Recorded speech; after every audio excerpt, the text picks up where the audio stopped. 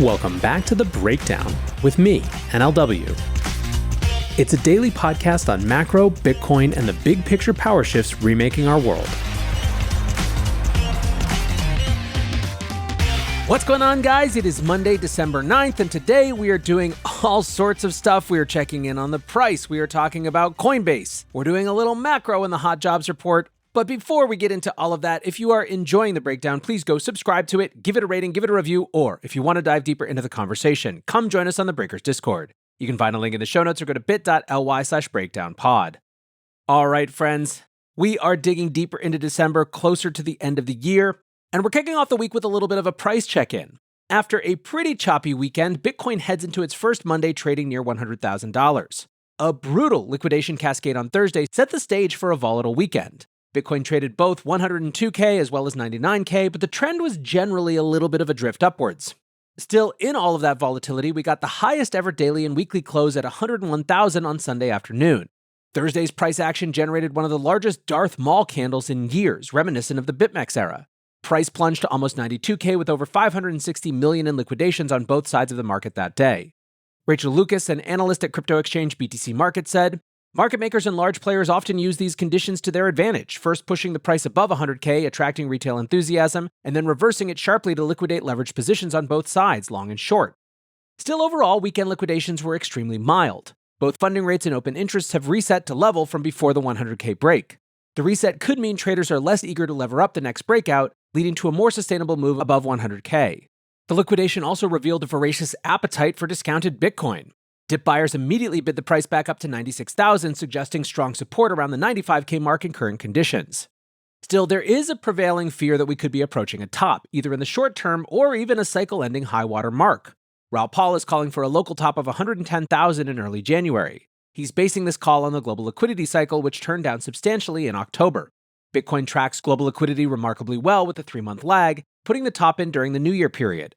He believes this will only be a local top with plenty of additional liquidity to show up next year once the new administration begins.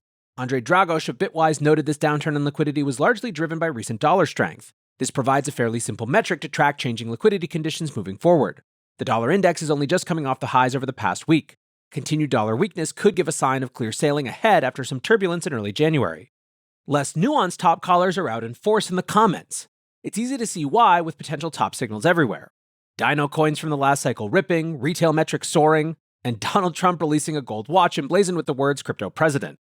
Then again, research firm Kaito noted their sentiment metrics, which show, quote, CT calls the top basically all year round. Experienced traders see a lot of upside remaining and are in fact using the relentless top calling as a signal. BDB wrote, "Bitcoin has gone up only for 3 months straight, and I don't think there's been a single day I've logged on here and not seen someone trying to call a top." Ansem tweeted, "Think a lot of people are going to call top early this time." Loma pointed out news that Amazon is joining Microsoft in taking Bitcoin adoption to a shareholder vote. He commented, "Don't worry guys, 100K was the top. Sell now, thumbs up emoji." Retail interest is clearly back in full swing, but judging from the last cycle, that can persist for months, not just days. Overall, Crypto Cred thinks hunting the top is a fool's errand. He wrote, "There's a huge opportunity cost to hunting the top. If you're wrong and the trend remains intact, you miss out on some of the best periods of crypto trading. Those periods have much more upside than nailing a short. Expressing your concerns via tightening up your risk and still having the ability to benefit from upside if you're wrong is much better than playing hero mode, flip and short everything. More money is lost via terrible trading after the top than during the top itself."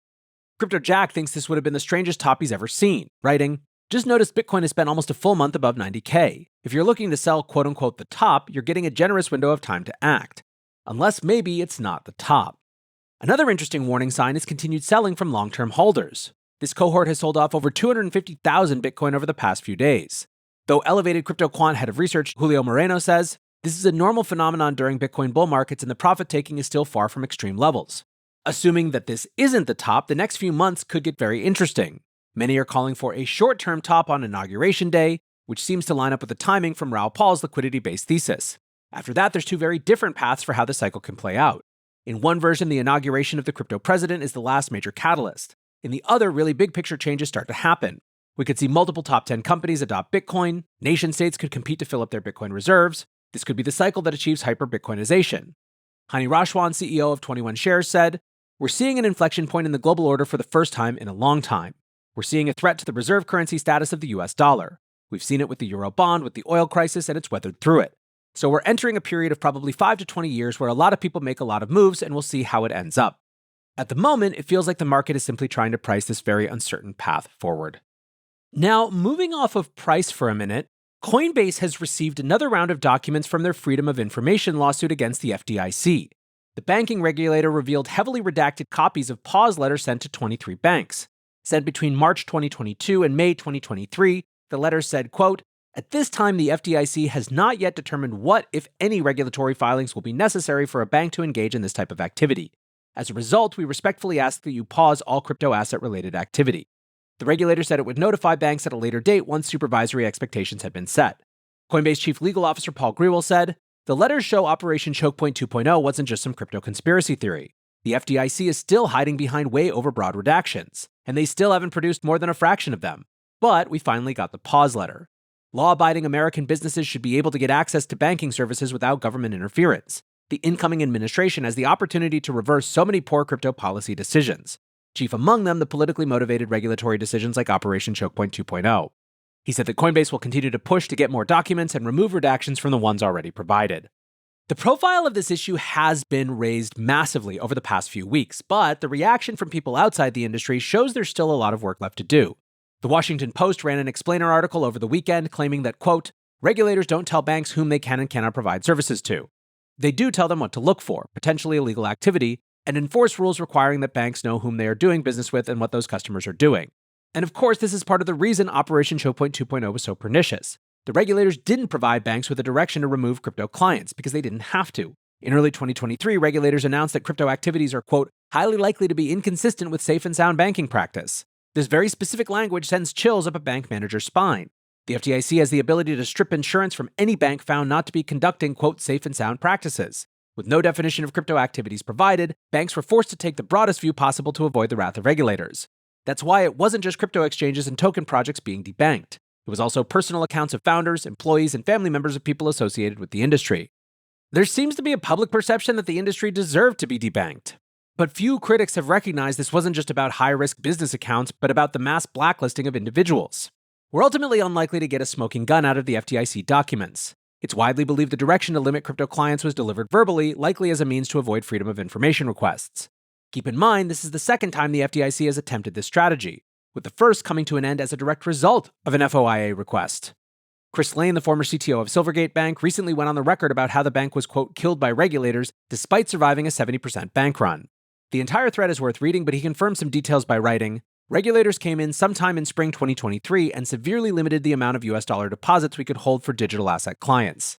Thankfully, it seems like Congress is taking this issue extremely seriously. There seems to be a groundswell of action following last week's hearing." Custodia Bank CEO Caitlin Long wrote, "Status quo regime seems nervous. I'm sure they thought this would fly under the radar screen. Nope. It's not just credible to question whether debanking is real. I'm on the way to DC now, summoned for what I learned today will be a bipartisan working session on debanking." What's more, incoming crypto and AI czar David Sachs also has the issue on his agenda, tweeting, "There are too many stories of people being hurt by Operation Choke Point 2.0. It needs to be looked at." One additional thing that I'll note, again, these letters were sent between March 2022 and May 2023. Because a lot of the most egregious stuff happened in the wake of FTX, particularly that safe and sound banking practices note, there was largely an assumption that it was due to regulators freaking out after the downfall of SBF. These letters show, though, that this was in place and happening well before that. Speaking of mainstream discussion, the prospect of a US Bitcoin strategic reserve is beginning to garner a lot of attention in mainstream circles. The topic was a major discussion point at the New York Times Dealbook Summit last week.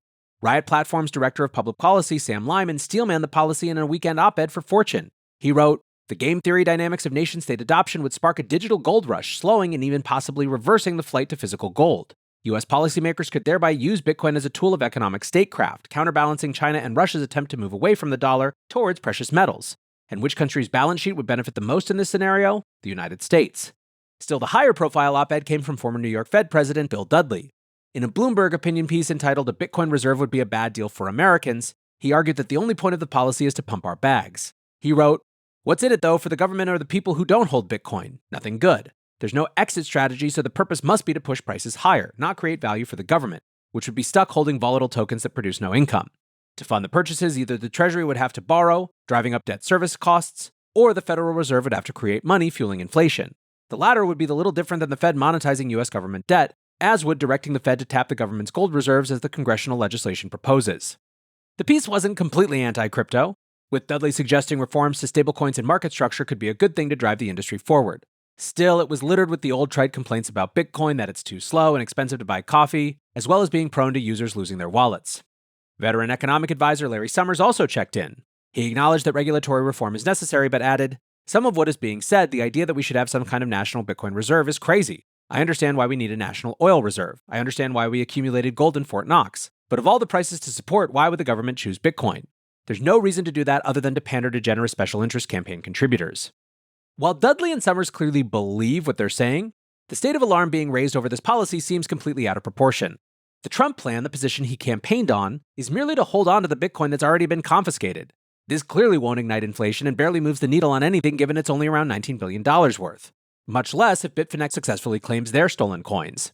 The much more ambitious Lummis plan to purchase 1 million Bitcoin over 5 years is a different story. That's around $100 billion worth at current prices. However, even at $1 million per BTC, it's still only $1 trillion over 5 years. For context, the US gold reserve currently stands at around $700 billion, and the US government currently spends almost $7 trillion per year. So even the Lummis plan executed at $1 million per Bitcoin would be $200 billion annually, less than 3% of the current budget. For reference, the infrastructure bill authorized $1.2 trillion in spending since 2021, and the national broadband rollout, which has so far failed to connect a single home, was projected to cost up to $350 billion. The point is, the size of the Bitcoin reserve just isn't enough government spending to drive inflation all by itself. The US-based Bitcoin ETFs accumulated over 1 million BTC this year, and while it had a strong impact on price, it certainly wasn't outrageous. Lummis also proposed an explicit exit strategy: hold the Bitcoin for 30 years and then use it to pay down national debt. Frankly, the whole debate is reminiscent of the furor over the El Salvador Bitcoin purchase. The country has spent around $270 million on Bitcoin since 2021, a move that mainstream outlets claimed would bankrupt the country and impoverish the people if the bet went sour. The purchase was just 1% of the nation's annual budget each year. Even the country's officials have admitted it was more of a marketing stunt than an economic policy. The main benefit was a massive increase in GDP from tourism, which far outweighed the Bitcoin gains. Even if you grant Dudley's point that the strategic reserve has no exit strategy and serves only to supercharge the crypto industry, it also still has precedent in US history. Sometime in the 20s and 30s, the government began buying milk and cheese to support the dairy industry. By the early 1980s, every cold storage facility in the country was full, so President Reagan established massive storage facilities in caverns. Another competing idea at the time was to simply dump the excess cheese in the ocean. The cheese stockpile has tripled in size since then, and now stands at 1.5 billion pounds, roughly $7.5 billion worth at the supermarket. In other words, is there an exit strategy for the government's strategic cheese stockpile? Or a wide-ranging benefit for US citizens? Or is this simply a policy designed to prop up a strategically important industry? Quite rightly, policy folks don't spend a lot of time thinking about the government cheese stockpile. It's a rounding error in the context of the US government, just like the Bitcoin reserve would be. And of course, we're just talking about the lack of real costs of a Bitcoin strategic reserve and not giving any credence to the potential benefits. One more interesting one, as I mentioned a little earlier, Amazon could be considering buying Bitcoin. The National Center for Public Policy Research, a DC-based think tank, has submitted a shareholder proposal to the board for their April 2025 meeting. They suggest the company's $88 billion in cash is being debased at a dramatic rate, and Amazon should consider switching some of it to buy Bitcoin. The pitch is a carbon copy of the one that Michael Saylor delivered to Microsoft last week, which will go to a vote on Tuesday. It suggests a 5% Bitcoin allocation out of treasury assets to hedge debasement risk. And while Amazon and Microsoft shareholders are, of course, very unlikely to adopt the Bitcoin standard, these are the kind of headlines this cycle could throw up. The market is nowhere near pricing a situation where multiple big tech firms are scrambling to establish a Bitcoin reserve. And it seems obvious to point out, but given enough time, inevitably one of these shareholder proposals will go through.